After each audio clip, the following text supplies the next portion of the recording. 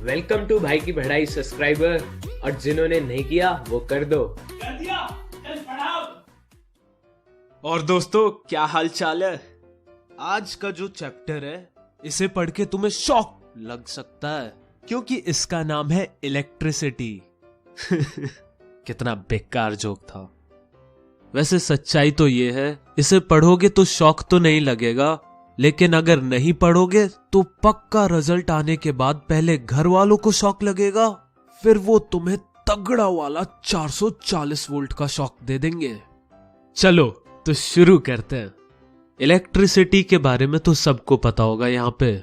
जिन्हें नहीं पता वो अपनी उंगलियों को प्लग में घुसा के देखें, और फिर जो चीज तुम एक्सपीरियंस करोगे उसको हम बिजली कहते हैं, यानी इलेक्ट्रिसिटी।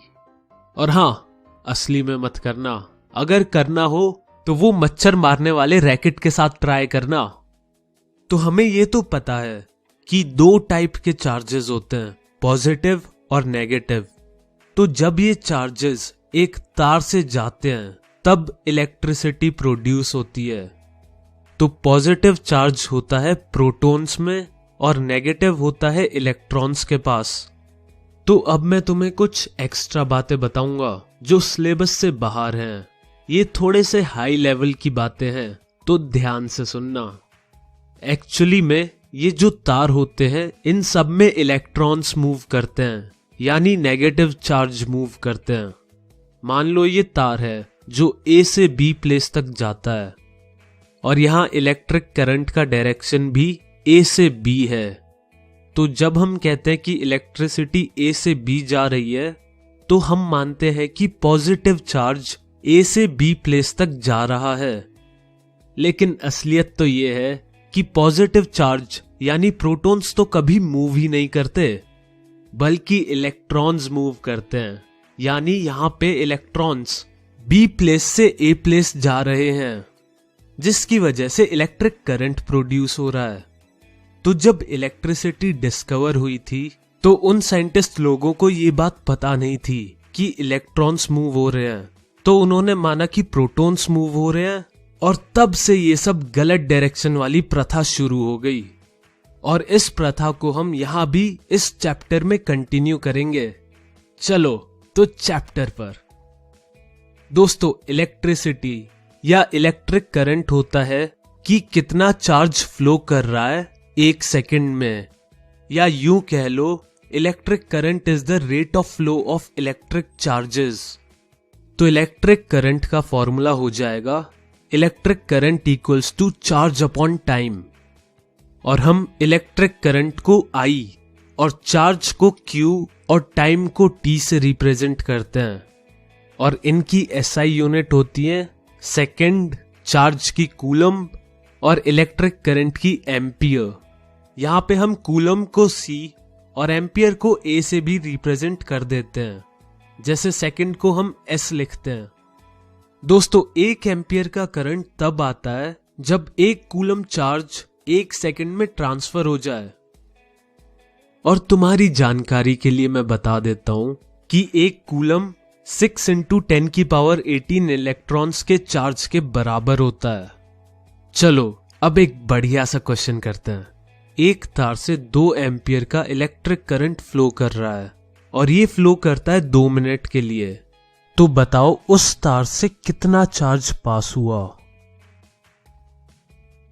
करो करो, तुम्हारे जवाब का इंतजार कर रहा हूं मैं।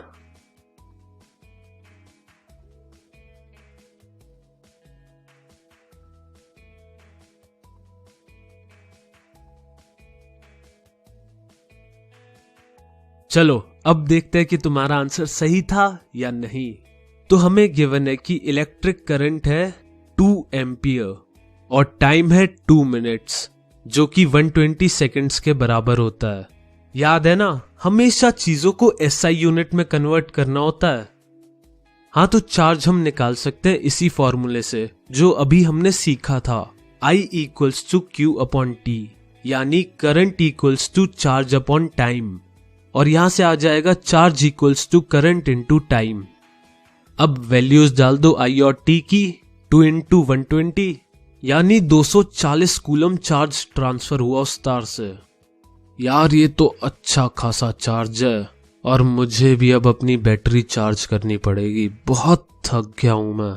चलो लेते हैं एक छोटा सा ब्रेक, मिलते हैं नेक्स्ट एपिसोड में।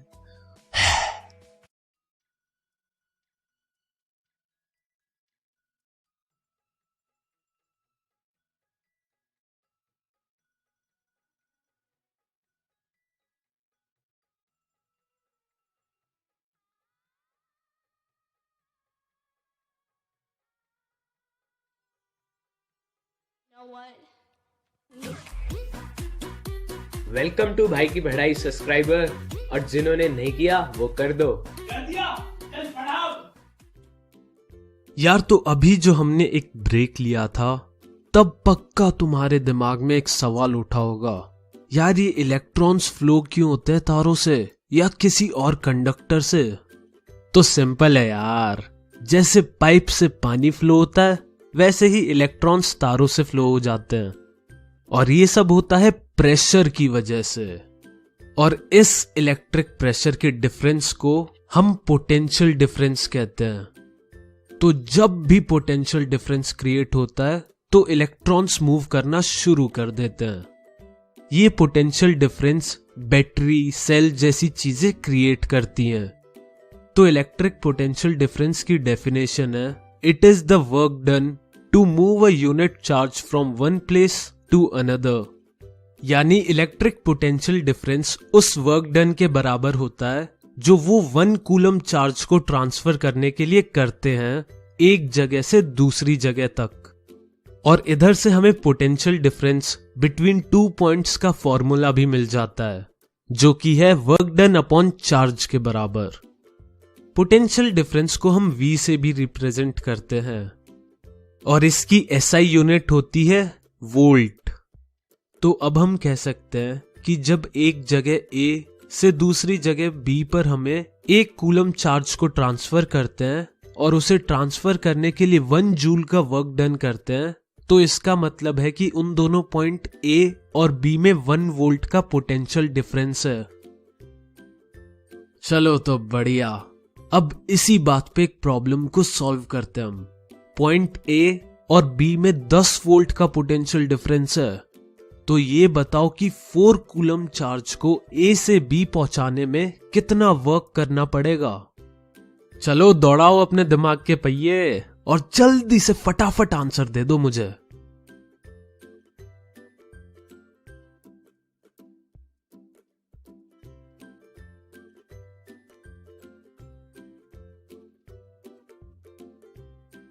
चलो देखते हैं किस किस ने अपने दिमाग के पहिए घुमाए।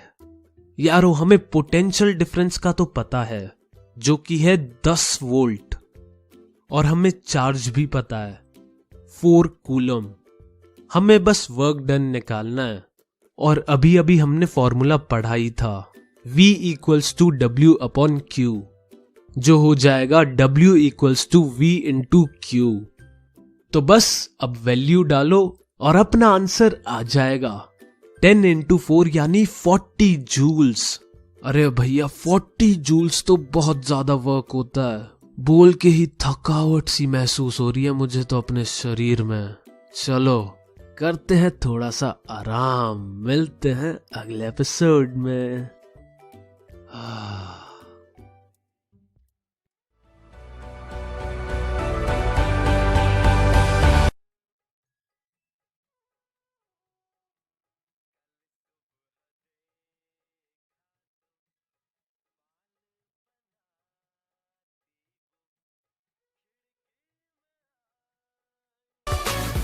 Know what? वेलकम टू भाई की बढ़ाई सब्सक्राइबर, और जिन्होंने नहीं किया वो कर दो। कर दिया, चल पढ़ाओ।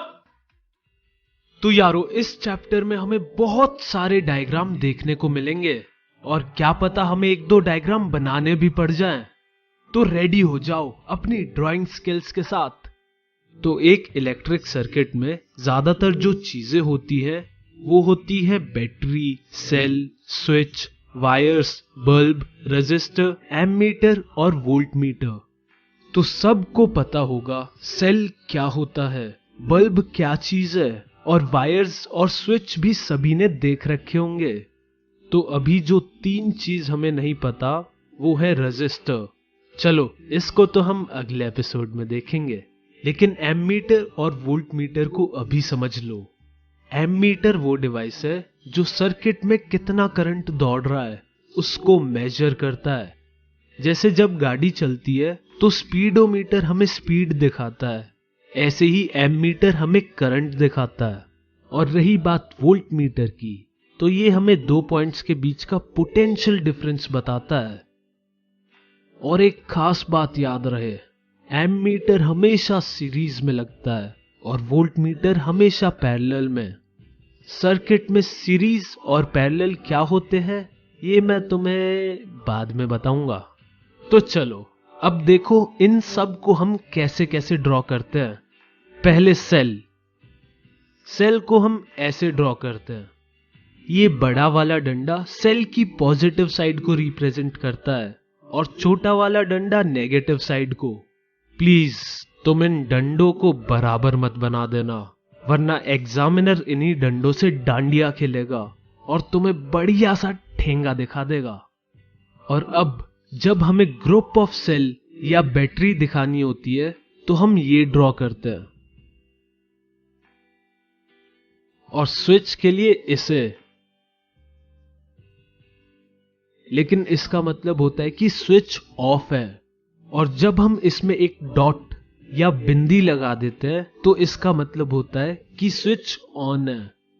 और वायर्स का तो तुम्हें पता ही है, एक सीधी लाइन, बस काम हो गया।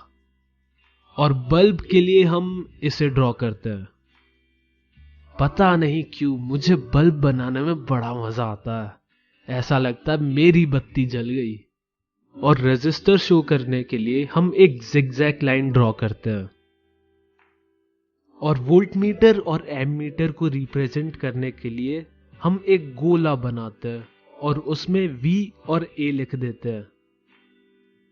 तो चलो तुम लोग अपनी ड्राइंग स्किल्स की प्रैक्टिस करो, तब तक मैं कुछ अपनी अलग ही कलाकारी करके आता हूं। बाय, मिलते हैं अगले एपिसोड में। हा हा हा हा।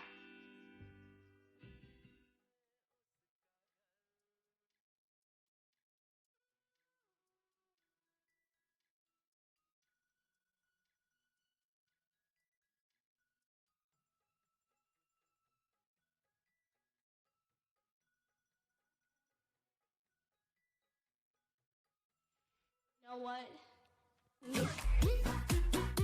वेलकम टू भाई की पढ़ाई सब्सक्राइबर, और जिन्होंने नहीं किया वो कर दो। कर दिया, चल पढ़ाओ। तुम लोग जब भी अपनी फिजिक्स लैब में जाओगे और एक्सपेरिमेंट करोगे, तब तुम एक चीज नोटिस करोगे कि क्लास में कोई ना कोई एक कलाकार मिल ही जाता है जो टेस्ट ट्यूब तोड़ देता है और फिर भी कभी टेस्ट ट्यूब तोड़ने का फाइन नहीं भरता। और इसके अलावा तुम एक और चीज नोटिस करोगे कि जब सर्किट में पोटेंशियल डिफरेंस बढ़ जाता है तो करंट भी बढ़ जाता है, और अगर पोटेंशियल डिफरेंस को कम किया जाता है तो करंट भी कम हो जाता है। तो इससे हम कह सकते हैं कि potential difference is proportional to current, या हम ऐसा भी कह सकते हैं कि V/I एक कांस्टेंट के बराबर होता है।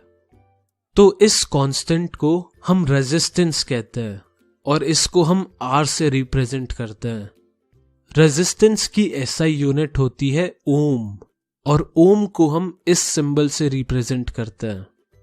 और ओम्स लॉ यही है जो मैंने अभी तक तुम्हें बताया है, यानी कि potential difference between 2 point is directly proportional to the current flowing through it. तो जब एक पॉइंट से दूसरे पॉइंट के बीच का पोटेंशियल डिफरेंस 1 वोल्ट का होता है और उधर से 1 एम्पियर का करंट दौड़ रहा होता है, तब हम ये कह सकते हैं कि उस कंडक्टर या उस वायर का रेजिस्टेंस 1 ओम है। तो दोस्तों, पोटेंशियल डिफरेंस क्रिएट होता है एक सेल या बैटरी से। दोस्तों, सेल जो पोटेंशियल डिफरेंस क्रिएट करता है उसको अब हम बदल तो सकते नहीं है। तो अगर कभी हमको करंट को कंट्रोल करना है या करंट को चेंज करना है, तब उस सिचुएशन में हम रेजिस्टेंस को चेंज कर देते हैं। और एक मशीन भी होती है, रियोस्टेट या वेरिएबल रेजिस्टेंस, जिससे हम सर्किट का रेजिस्टेंस बदल देते हैं और फिर सर्किट का करंट कंट्रोल करते हैं। इंग्लिश में बोले तो a component used to regulate current without changing the voltage of source is called variable resistance. तो दोस्तों, रेजिस्टेंस एक क्वालिटी टाइप होती है। तुम कंडक्टर्स और इंसुलेटर्स के बारे में तो जानते ही हो। कंडक्टर्स या गुड कंडक्टर्स वो होते हैं जिनसे इलेक्ट्रिसिटी आराम से पास हो जाती है, और इंसुलेटर्स वो होते हैं जिनसे इलेक्ट्रिसिटी पास नहीं होती। तो हम ये कह सकते हैं कि कंडक्टर्स की रेजिस्टेंस क्वालिटी बहुत कम होती है, जिसकी वजह से इलेक्ट्रॉन्स आराम से ट्रेवल करते हैं और कंडक्टर से इलेक्ट्रिसिटी पास हो जाती है। और इंसुलेटर्स के बारे में हम ये कह सकते हैं कि इनका रेजिस्टेंस बहुत ज्यादा हाई होता है, क्योंकि बहुत ही कम इलेक्ट्रॉन्स मूव कर पाते हैं और बहुत ही कम इलेक्ट्रिसिटी पास होती है या फिर पास ही नहीं होती है। और इसके अलावा जो बीच में आते हैं, यानी जिनका रेजिस्टेंस ठीक ठाक होता है और वो ठीक ठाक इलेक्ट्रॉन्स को पास होने देते हैं, जिससे ठीक ठाक इलेक्ट्रिसिटी ट्रेवल करती है, इन्हें हम पुअर कंडक्टर्स कहते हैं। और इन्हीं को हम अपने इलेक्ट्रिक सर्किट्स में एज अ रेजिस्टर यूज करते हैं। चलो अब एक बढ़िया सा तड़कता भड़कता क्वेश्चन करते हैं। एक सर्किट है, उसमें जो सेल है वो 10 वोल्ट का है और उस सर्किट में 15 एम्पियर का करंट दौड़ रहा है। अब अगर मैं वहां 2 और सेल डाल दूं और उस सर्किट का पोटेंशियल डिफरेंस 30 वोल्ट कर दूं, तो अब तुम बताओ कि तब कितना करंट दौड़ेगा उस सर्किट से। बोलो यार, ये क्वेश्चन तो बिना पेन पेपर के हो जाएगा, जल्दी बताओ आंसर।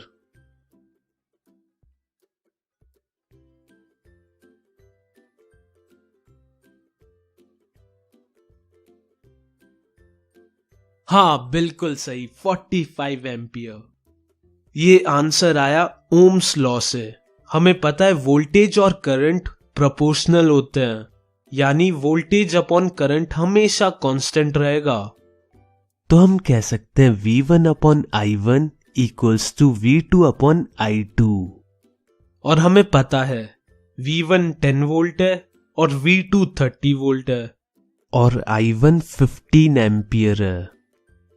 तो यहां पे हमारे पास बड़े प्यार से I2 की वैल्यू आ जाएगी, जो कि होगी 45 एम्पियर्स। चलो, तुमने करंट तो बता दिया, अब तुम मुझे ये बताओ कि इस सर्किट का रेजिस्टेंस कितना है।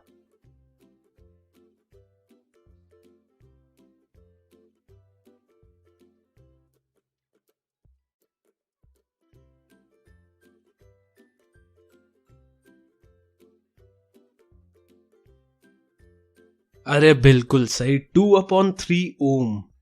यार ये हो क्या रहा है? तुम इंटेलिजेंट हो गए हो या मेरे तड़कते भड़कते क्वेश्चन थोड़े से कम तड़क भड़क रहे हैं? मेरे क्वेश्चंस में पहले वाली बात नहीं रही। चलो आओ सॉल्यूशन देखो।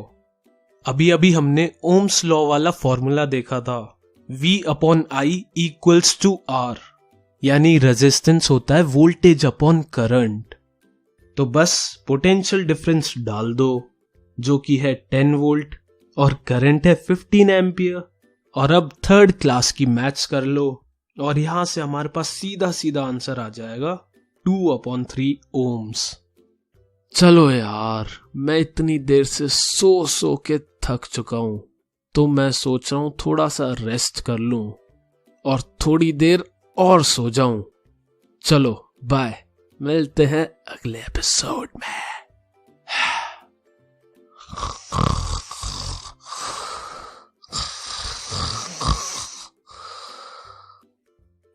7, 6, 5, 4, 3, 2, 1. You'll never have the sacred stone. Oh, this you crazy mother.